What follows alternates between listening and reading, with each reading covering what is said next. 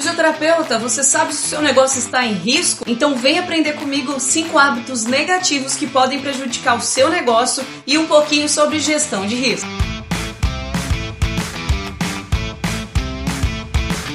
Olá, meu nome é Carol Lima, eu sou fisioterapeuta, especialista em gestão empresarial e fundadora da empresa Fisioempreendedor, que é uma empresa de mentoria e educação em gestão empresarial especializada em fisioterapeutas.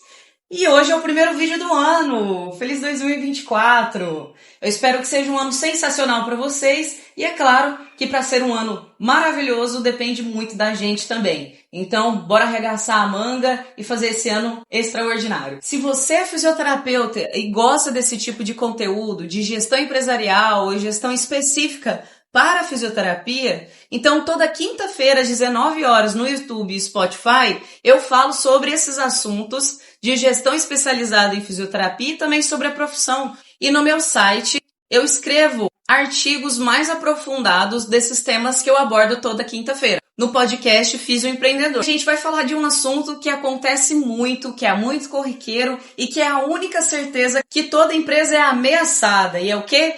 Riscos. A única certeza que a gente tem é que as empresas correm riscos. Então a gente vai falar hoje sobre os 5 hábitos mais comuns, mais corriqueiros que o fisioterapeuta tem que podem prejudicar o seu negócio. Se a gente sabe e tem certeza que todo e qualquer negócio, seja empresa, seja consultório, seja atendimento em domicílio, enfim, que esses negócios correm riscos, por que não a gente tentar preveni-los ou pelo menos amenizar as consequências negativas e ameaças que esses riscos oferecem para os nossos negócios? Primeiro a gente vai começar falando sobre gestão de risco, que nada mais é que um conjunto de atividades coordenadas e controladas com o intuito de gerenciar as ameaças possíveis que vão surgir numa organização. Ou seja, basicamente é você analisar quais possíveis riscos que podem surgir para o seu negócio, lembrando que qualquer tipo de negócio. Se você não sabe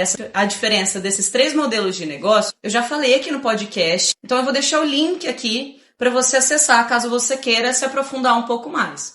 Então, em qualquer modelo de negócio é possível ter riscos. Então, sabendo deste fato, é que surge a gestão de riscos justamente para tentar amenizar ou prevenir qualquer risco que possa surgir para o seu negócio. Por outro lado, o objetivo principal desse tema de hoje é, na verdade, citar hábitos muito comuns na vida dos profissionais de fisioterapia e que eles inconscientemente, por ignorância, por não saberem que estão praticando esses hábitos negativos e que podem prejudicar, sim, a sua empresa, chegando a consequências de vários níveis. Eu abordo um pouco mais de detalhes no artigo no meu site, então caso você queira se aprofundar um pouco mais, eu também vou deixar o link na descrição, então fica à vontade para você clicar e fuçar lá no site também. E os 5 hábitos que eu separei aqui são o seguinte: 1. A ausência de compliance. 2. Desprezar a qualidade em favor da quantidade.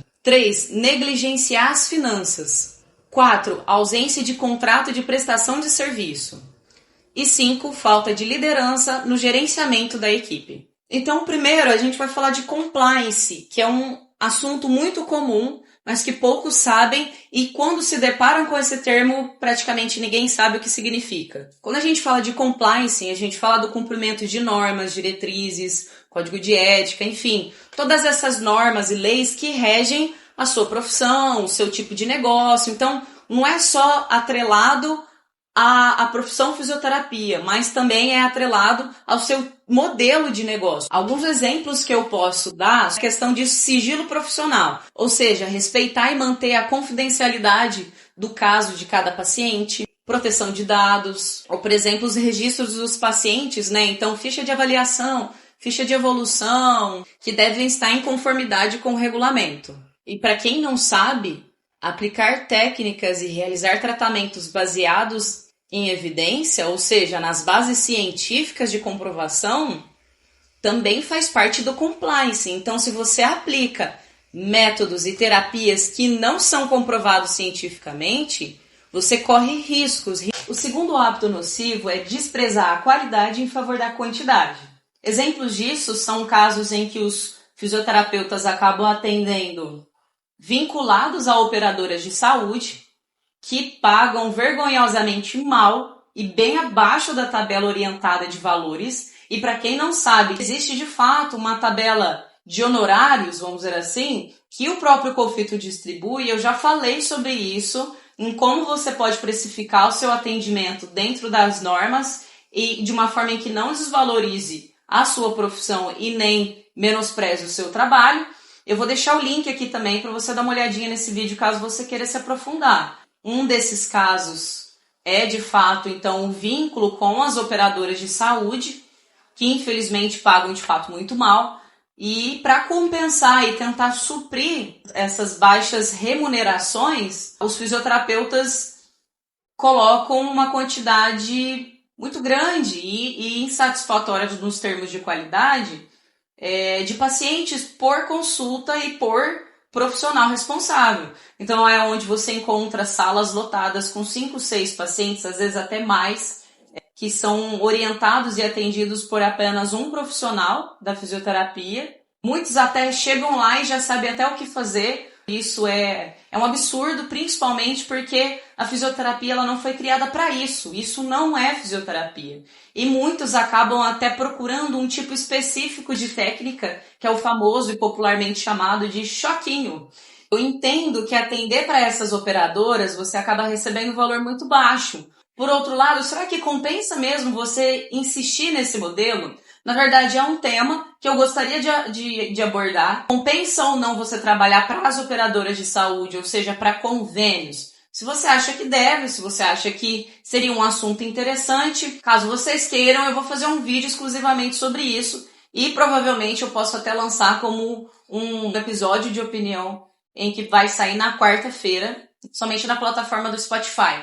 Então, não adianta você lotar a sua clínica de pacientes e esquecer da qualidade.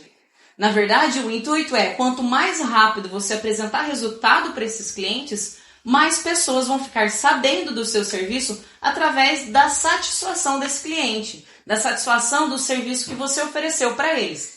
Terceiro tópico, agora a gente vai falar sobre negligenciar as finanças. E o que seria isso? É muito engraçado quando a gente fala sobre esse tema, porque a profissão, na verdade, ela existe justamente para a gente ganhar dinheiro, né? É claro que é para a gente atender e poder favorecer a sociedade, afinal, essa é uma responsabilidade que deve ser intrínseca, deve ser inata nossa, né? A gente fazer alguma benfeitoria para a sociedade de qualquer magnitude. Por outro lado, a base é também ganhar dinheiro. Então, se você não tem noção da quantidade de dinheiro que entra, nem a quantidade de dinheiro que sai, você basicamente, acredite no que eu estou te falando, você perde dinheiro com isso. Então, o terceiro hábito que você tem que excluir da sua vida é negligenciar as finanças, não registrar, não analisar, não qualificar esses dados. Então, o primeiro ponto é você registrar a entrada e saída. Segundo ponto, você qualificar esses dados. Ou seja, um exemplo mais superficial, se são gastos fixos ou variáveis.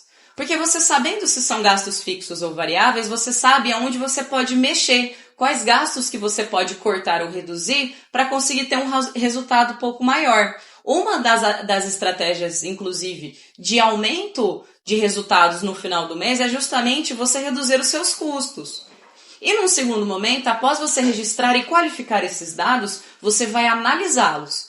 A partir do momento que você consegue analisar esses dados qualificados, você consegue ter uma informação e definir um cenário pessimista, otimista ou neutro. Você sabendo disso, você consegue criar estratégias para um objetivo definido. O quarto hábito nocivo parece banal, mas ele é extremamente importante porque ele te respalda. Infelizmente, hoje a gente não pode depender somente da palavra das pessoas. Aquela frase de que o cliente tem sempre razão, de fato vai ser verdade se ele não souber as regras que existem do seu estabelecimento. E todo estabelecimento, todo negócio, toda empresa precisa ter regras para que você consiga se respaldar e não ter prejuízo. Então, todas as regras que existem no seu estabelecimento precisam ser passadas para os seus clientes. Mas para que você consiga comprovar que eles concordaram com essas regras, você precisa de um contrato. E esse contrato precisa respaldar, por exemplo, em momentos de cancelamento, em períodos de fidelização, em regras básicas de falta e reposição. E por fim, a gente vai falar sobre o quinto hábito negativo que pode prejudicar o seu negócio, que é justamente a falta de liderança para gerenciar a sua equipe. O que isso quer dizer? Isso é no caso das pessoas que de fato têm uma equipe, que já tem uma empresa um pouco maior, ou pessoas que estão na sua responsabilidade. Não, é muito comum você encontrar profissionais recém-contratados, né, para exercerem suas funções em determinadas empresas e que são simplesmente largados lá. A gente precisa reconhecer que a cultura da empresa ela é passada através de um treinamento. Não só a cultura, mas também as especificações e rotina de uma empresa. Essas especificações, essas regrinhas, essa cultura, ela é determinada a partir de uma mente maior. Na questão de hierarquia, e quando eu falo de hierarquia, eu falo em questões de importância de função e não de importância de cargo. Quando a gente diz respeito ao dono ou dona da empresa, é ela quem é responsável por essas regras, por essa organização. E, de fato, também é responsável por passar adiante essas regras às novas pessoas que vão trabalhar nessa determinada empresa. Então, além de um treinamento, retreinamento, a gente também precisa de acompanhamento, de um período de adaptação desses profissionais.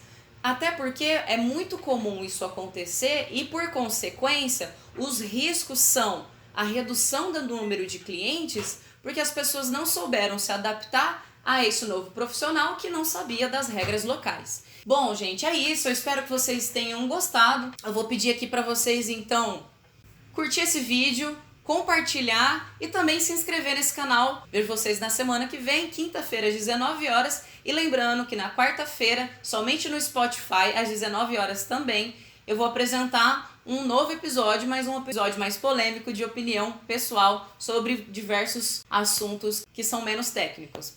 Beijo grande e até a próxima!